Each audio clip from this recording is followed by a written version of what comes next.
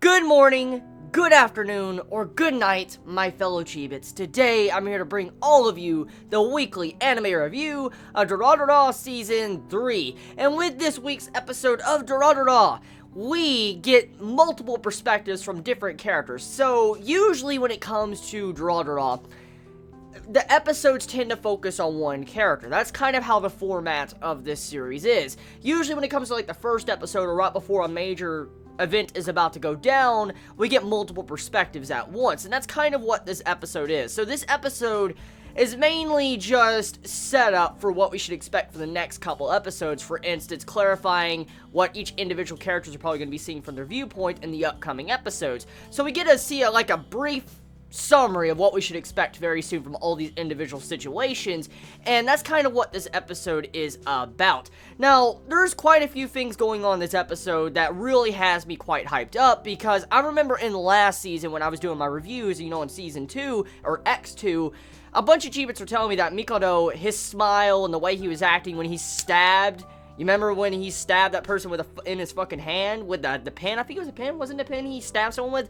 And to see that, I'm looking forward to seeing what type of personality or what type of changes that Mikoto is going through, because seeing this episode, there's definitely some major changes taking place, because he is now leading the dollars in a different fashion. Because as we know from Mikoto since the beginning of the series, in Season 1 and Season 2, it's always been about to where he's kind of stayed out of it, and he's let the dollars be this organization or group that doesn't really have any leader or, hierarchy, and that's kind of how it's always been.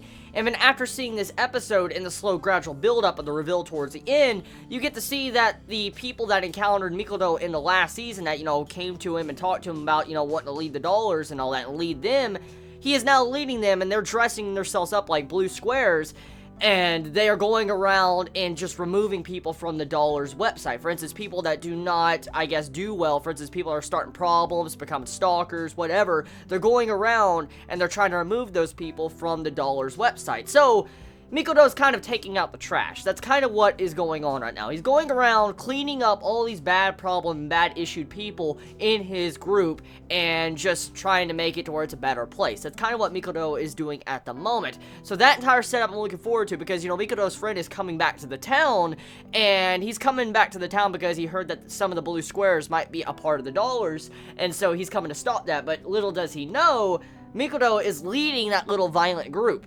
So yeah, that shit's going down. Now, besides that, moving past that, there was a couple other segments in this episode, like Oba, when he walked into Shinra's apartment, when he walked into his house and you see Celty in them. That scene, oh, damn! Let's just do a brief description, okay, of this. Oba walks into the freaking house, walks into Shinra's house, and he's playing like an Izaya. He's getting all upset and all that. And then, you have it where Shinra walks up. He's like, you're a lot like, Izaya. You're greedy and you want everything. And all of a sudden, you see it to where he's holding a knife behind his back. And Celty sees it and stops him. In that moment, when I looked at that scene, I'm like, dude, Shinra's gonna stab a bitch if this keeps up, man. He's gonna stab a bitch. If this dude stays in his house and continues to talk and be like Izaya, he's gonna stab a bitch. And that's what almost happened. So, holy crap. Oba better be happy Celty was there to stop Shinra from doing some stabby stab, because that was what was about to happen. Now, other things too going on. We have a lot of stuff going on with Shizuo. There's a setup with a stalker following Shizuo's brother's, girlfriend, following her around, licking pictures, eating her pictures. Pretty psychotic and fucked up. That beginning of the episode when you see that dude, he's training and shit, beating and lifting weights and stuff. And then after that, when he's undoing his wraps, you see this picture pop out and he eats it. That's disgusting. That is disgusting. Ew, ew, ew, ew, ew, ew, ew, ew, ew. What the fuck, man?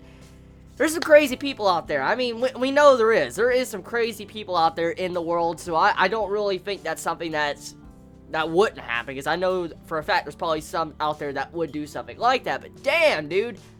God, there's some crazy assholes out there in the world. So tell me your thoughts in the comments below. I love you all so much. How'd you feel about this episode of Durarara? Did you enjoy it? Did you hate it? I love you. Please be safe.